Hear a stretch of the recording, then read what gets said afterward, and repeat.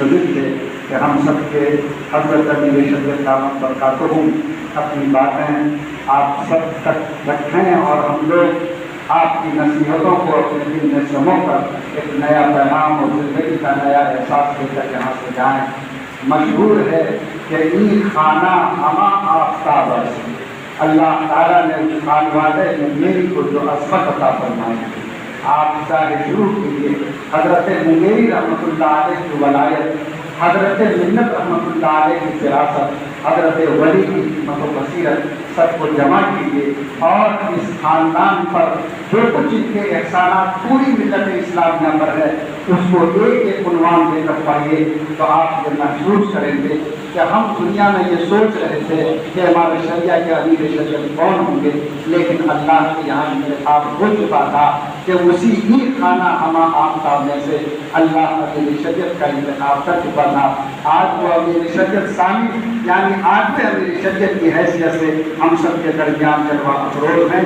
یہ اجلاس اپنی آخری منزل کو پہنچ چکا ہے۔ میں نہایت احترام کے ساتھ اپنے مخدوم و ورثی حضرت امیر شریعت مدظلہ سے درخواست کرتا ہوں کہ آپ تشریف لائیں اور اپنے دین کی کتاب سے باتوں سے اس منتظر سامعین کو استفادے کا موقع دیں۔ حضرت امیر شریعت دامت برکاتہم، حضرت امیر شریعت مدظلہ العالی۔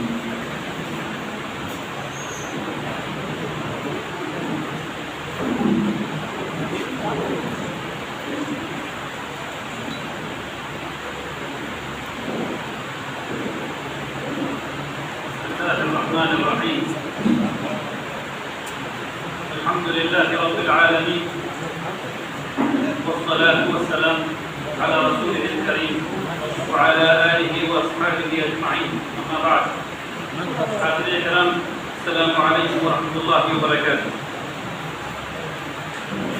سب سے پہلے شکر ہے اللہ سبحانہ و تعالیٰ کا جس نے ہماری طرف اپنا رسول بھیجا، جس رسول نے صلی اللہ علیہ وسلم، جس رسول نے ہمیں کلمہ توحید عطا کیا، لا الہ الا اللہ محمد رسول اللہ، اور پھر اللہ سبحانہ و تعالیٰ نے ہمارے دلوں میں وسعت دی کہ ہم اس کلمے کو، اور پھر اللہ سبحانہ و تعالیٰ نے ہمیں وسعت دی کہ ہم اس کلمے کو قبول کر سکیں، اور توفیق دی کہ ہم اس کلمے پر عمل کر سکیں۔ سبحان اللہ و بحمدہ، سبحان اللہ العظیم۔ میں شکر گزار ہوں آپ تمام حضرات کا اور ڈائٹ سے بیٹھے ہوئے تمام علماء اکرام کا، جنہوں نے آج وقت نکالا اور اس جگہ جمع ہوئے۔ بارک اللہ فیکم جمیعا۔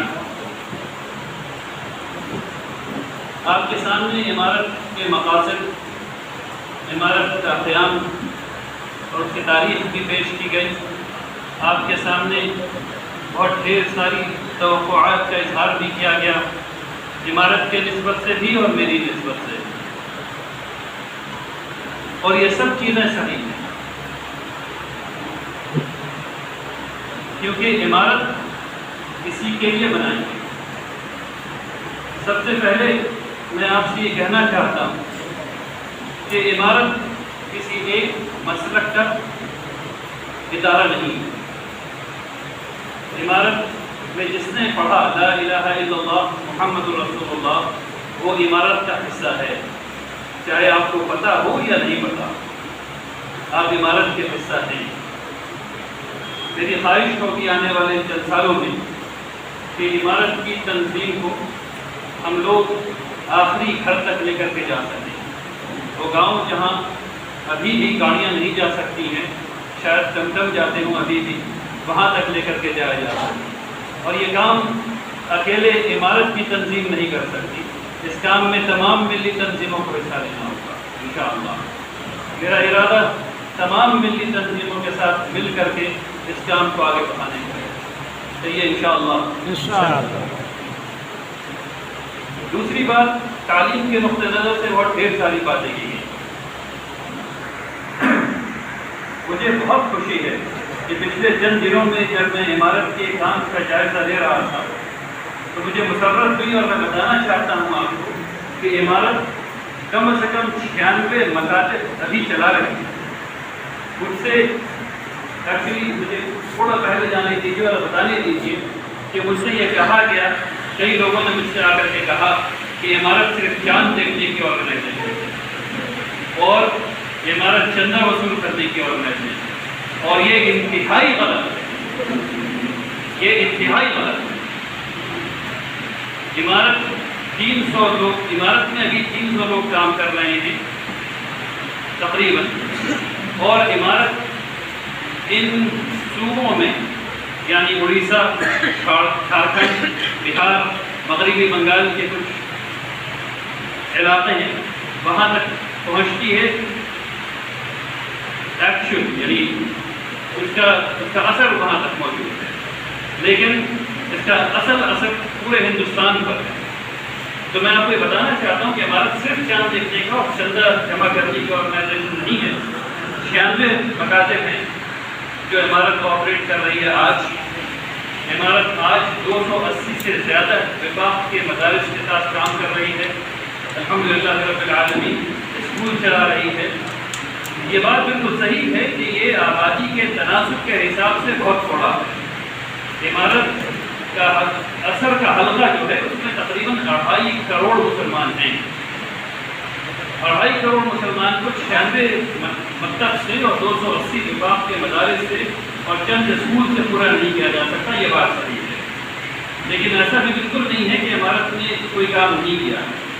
ہاسپٹلس کے بارے میں لوگوں نے مجھے کہا کہ عمارت کا ہاسپٹل یہ ہے اور وہاں ایک اور ہاسپٹل ہے تھوڑی دوری پر، تو عمارت کا ویسا ہاسپٹل کیوں نہیں؟ بالکل صحیح بات، ویسا ہاسپٹل نہیں ہے، ویسا ہاسپٹل بنانا ہے، اس سے اچھا ہاسپٹل بنانا ہے انشاءاللہ. لیکن اس سے اچھا ہاسپٹل بنے گا کیسے؟ اس ہاسپٹل کو دینے والا، اس ہاسپٹل کے پاس جیسا کہ مجھے بتایا گیا 150 کروڑ روپے کا ریزرو ہے. 150 کروڑ روپے کا ریزرو ہے. ہمارے پاس کتنا ریزرو ہے؟ ہمیں یہ سوچنے کی ضرورت ہے، مجھے اور آپ کو مسلمان ہونے کی حیثیت سے سوچنے کی ضرورت ہے کہ کیا ہم ہر ماہ جو سیلری ہمیں مل رہی ہے اس سے ہم اپنے آرگنائزیشنز کے لیے، اپنے ادارے کے لیے کتنی رقم مختص کر رہے ہیں، اور اگر نہیں کر رہے ہیں تو کیوں نہیں کر رہے ہیں. جب تک کہ یہ سوال ہو، چاہے آپ 5,000 روپے کماتے ہوں تو 5 روپے مختص کیجیے، اگر آپ 50,000 کماتے ہو تو اپنے حساب سے مختص کیجیے، لیکن کیجیے ضرور، اور یہ زکوٰۃ سے الگ ہونا چاہیے. یہ زکوٰۃ سے الگ ہونا چاہیے انشاءاللہ. دیکھیے ہر ادارہ ترقی پذیر ہوتا ہے، اگر نہیں ہوگا تو ختم ہو جائے. عمارت بھی ترقی کے مختلف مراحل سے کر رہی ہے.